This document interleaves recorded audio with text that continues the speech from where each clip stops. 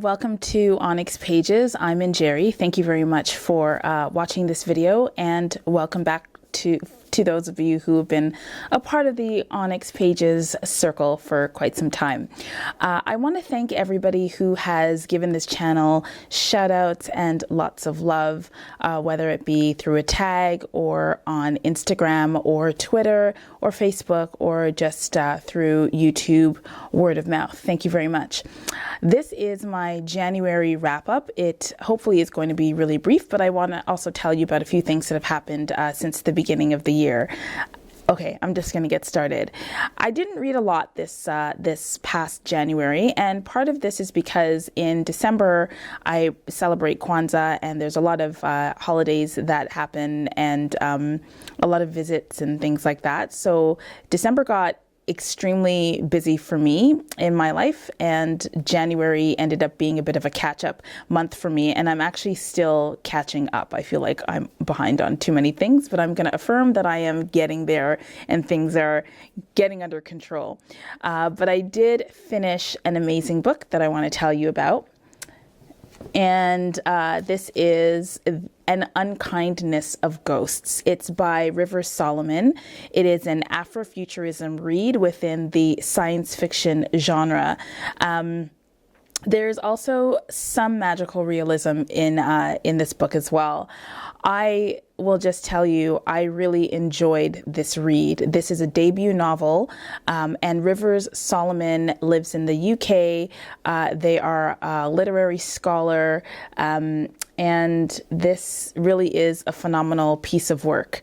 So I think I talked about this book in a previous video, but I'll just tell you a little bit about what it is. There is going to be a more fulsome review at some point, and also a treat, which will happen at some point. But we follow the main character, whose name is Aster, and Aster lives on the HSS Matilda, which is a ship that is drifting through space. Sorry, I have to adjust.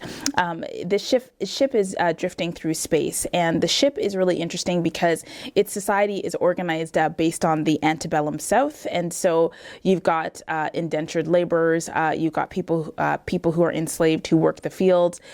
There's an economic system based on labor and trade, and there's also like lower, middle, upper, and ultra upper classes living on this ship and interacting together. It's a very atmospheric novel, so you can really get a sense of the cold, the gritty, the violent, and the precarious living conditions that the majority of people living on this ship have to endure. And yet still there's love and there's hope and there's solidarity. And of course, you know me, there's magic. So this was an amazing read. I believe that I gave it 5 stars on Goodreads. I suspect that it will get lots of cowries, if not 6 or 7 in the cowrie rating system, but we will leave that for another video. So I completed this book in January, and I absolutely enjoyed it. If you are interested in a really it was I would say the pace was medium. There was a lot of stuff going on there, but if you're interested in just transporting to another political, social, and religious system, I would suggest you take a look at this. Take a look at this book. It deals with race, it deals with gender, sexuality, gender identity.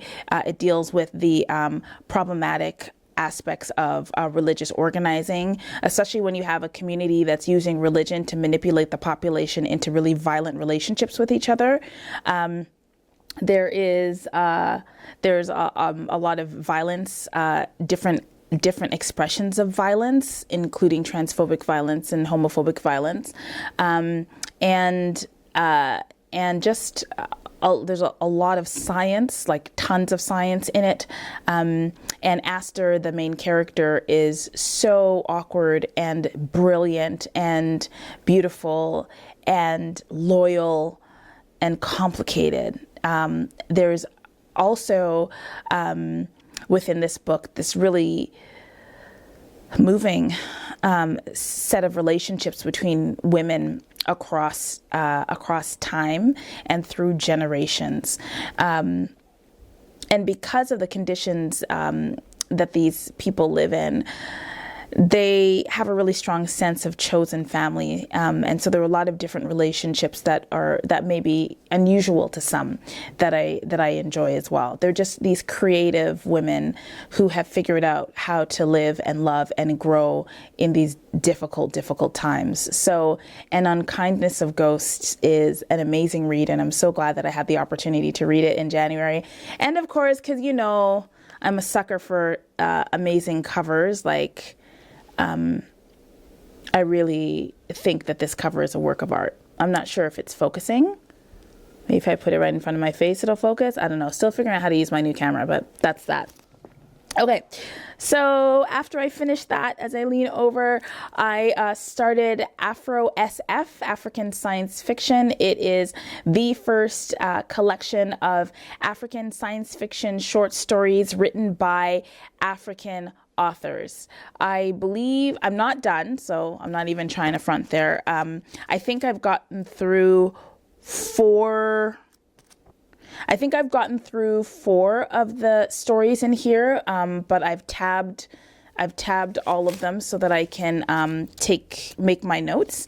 And yeah, I'm really enjoying it. The first short story that I read was written by Nadia Okorafor and is called Moom, and it tells the story of an underwater being that's contending with an oil pipeline that's spilling oil into a body of water that's impacting the community. And of course, we've got a magical element. We've got a little bit of otherworldly activity happening, maybe a bit of shape-shifting. So it was really, really great. But what I noticed right away reading these stories compared to the North American-based science fiction shorts that I am more used to is that the anxieties that these characters have are just different, right? So one of the stories deals with the occupation of African countries by Asian influences and Asian multinational corporations, which is just not a theme that I've encountered in any of these science fiction stories or the speculative political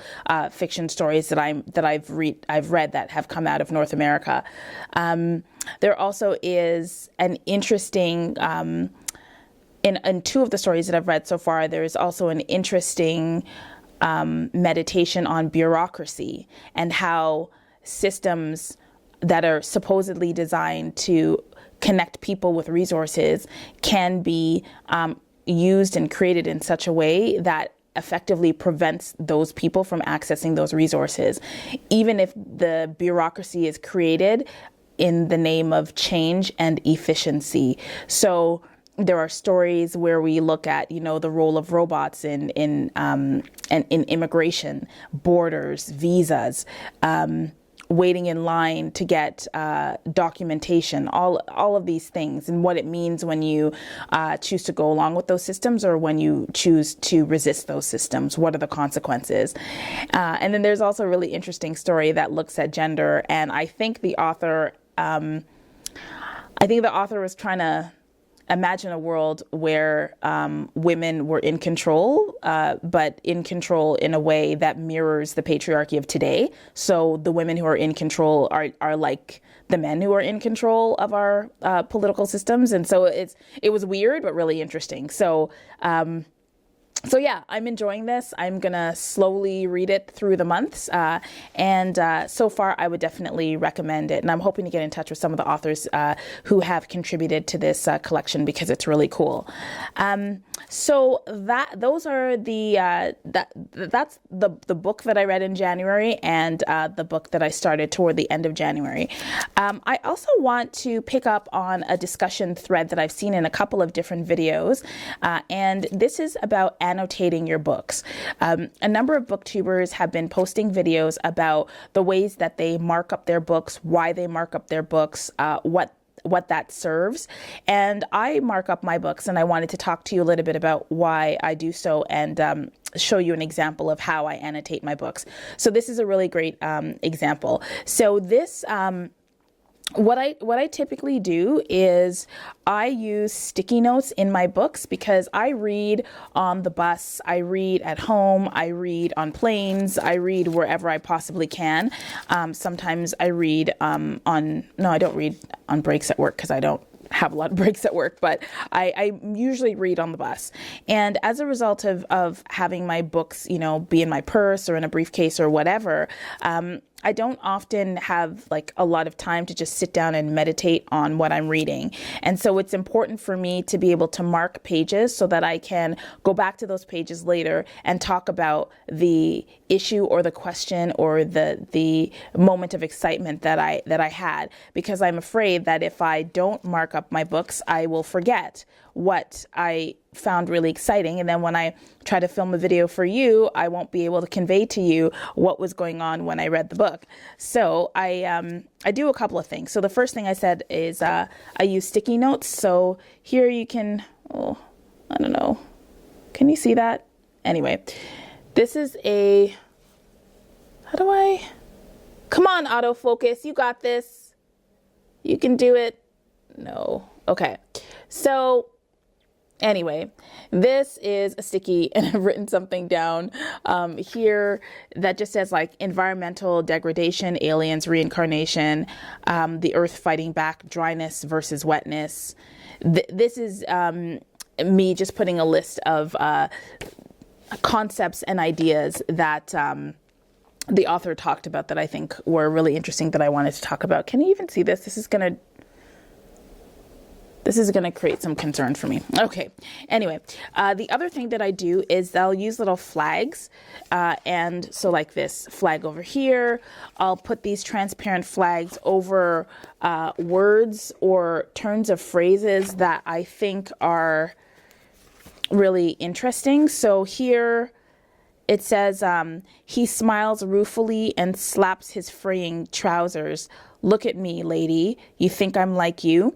And I remember now that I flagged this because this sentence was one of the first obvious commentaries on classism in this story, which is Home Affairs. And in this moment, this man is using his trousers as a way to signal that he comes from a different class background as compared to the woman that he's speaking to. And as a result of his class background, he's being treated differently in this Afrofuturist setting. But the author doesn't say that directly. What she does is she says that he slaps his fraying trousers. And so there's this really, this is a show not tell moment of really good writing. And so I highlighted it, and maybe I'll talk about it afterwards. So that's what I do. I use flags for turns of phrases that I like. I use sticky notes to write down words that I want to talk about later, autofocus. And I also use these top flags just to say, like, this is where I am right now in my reading. And I did the same thing with an Unkindness of Ghosts. So you'll see that there are stickies where I write down things. There are flags here, and then there are other things, other tabbed stickies where I write down things that are important to me. So that is how I annotate. I have no problem writing in books. That's partially why I don't really give away books, because my thoughts are contained in them, because I can't seem to read without a pen. And that's why I have a hard time with libraries, because why would you read and not write in a book? I think. So that is it. That's my January wrap up and my little babble on annotating books. If you annotate books, I would really love to hear how you do it. Maybe I can pick up some interesting skills and concepts from you. That's it. That's all I got. Oh, why does this background look like this? I was missing my parents today, so I went over to their house. They're at church, so it was a partial fail. But we're going to hang out a little bit later, and I love them very much. So that's why my background is different, because I'm not at home. Okay, see you later, and thanks very much for watching this video. Bye.